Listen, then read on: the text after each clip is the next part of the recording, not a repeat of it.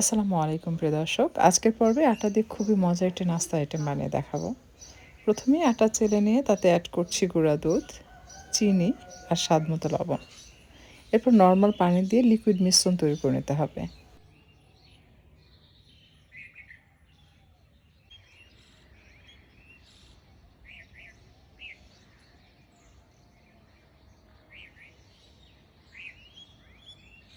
রুটি বানানোর জন্য ননস্টিক প্যান ইউজ করবেন।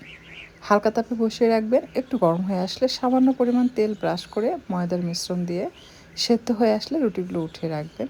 আর ঠিক এভাবে উল্টিয়ে রাখবেন। একইভাবে সবগুলো রুটি রাখলে একটা আরেকটার সাথে জোড়া লাগবে না।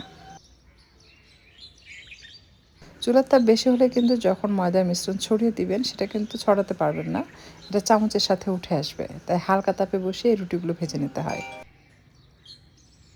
ভেতরের পুর তৈরি করার জন্য আমি ব্লেন্ডারে নিয়ে নিলাম 1.5 কাপ হাড় ছাড়া মুরগির মাংস, আদা, রসুন এবং কালো গোলমরিচ। আর সেই সাথে দিয়েছি সয়া সস এবং পাউরুটি, সব একসাথে ব্লেন্ড করে নিয়েছি।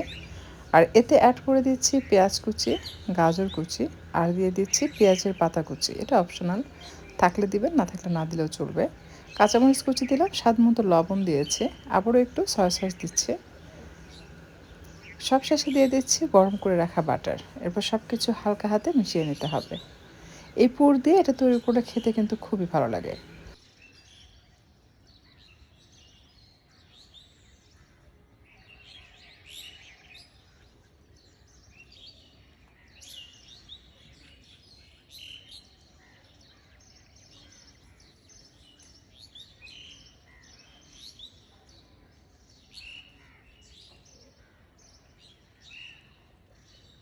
এইভাবে সবগুলো চিকেন টফি তৈরি করার পর এটা ময়দার মিশ্রণের মধ্যে ডিপ করে ফ্রেশ ব্রেড ক্রাম্বসের মধ্যে গড়িয়ে এটা ডুবো তেলে ভাজতে হবে।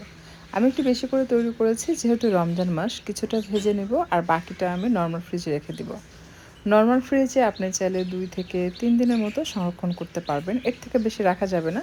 যেহেতু কাঁচা মুরগির মাংসের ভিতরে ব্যবহার করা হয়েছে সেটা কিন্তু গন্ধ হয়ে যাবে। তবে আপনি চাইলে এটাকে ডিপ ফ্রিজে সংরক্ষণ করে রেখে দিতে পারবেন। একটা কথা মাথায় রাখবেন, ফ্রেশ তৈরি করা খাবারের স্বাদ যতটা ভালো হয়, ওই একই খাবার যদি আপনি ফ্রিজে সংরক্ষণ করে পরবর্তীতে খান, ওই সেম স্বাদ কিন্তু পাবেন না, স্বাদের পরিবর্তন ঘটবে। এটা ডুবো তেলে ভেজে নিলে সবচেয়ে বেশি ভালো হয়। চুলার তাপ মাঝারি রেখে মাঝে মাঝে উল্টিয়ে পাল্টিয়ে গোল্ডেন কালার হয়ে আসলে তেল ঝরিয়ে উঠিয়ে এটাকে টিস্যুর উপরে রাখবেন। এতে করে এক্সট্রা যে তেল থাকবে সেটা টিস্যু টেনে নেবে। সবগুলো চিকেন টফি আমি তৈরি করে নিয়েছি। এটা কিন্তু উপরের অংশটা বেশ ক্রিস্পি হয় এবং ভেতরটা হয় নরম আর জুসি। খেতে অসম্ভব মজার। আমি একটা রেস্টুরেন্টে প্রথম খেয়েছি, আমার কাছে বেশ ভালো লেগেছে। তো ভাবলাম আজকে আপনাদেরকে তৈরি করে দেখাই, ইনশাল্লাহ আপনাদেরও ভালো লাগবে।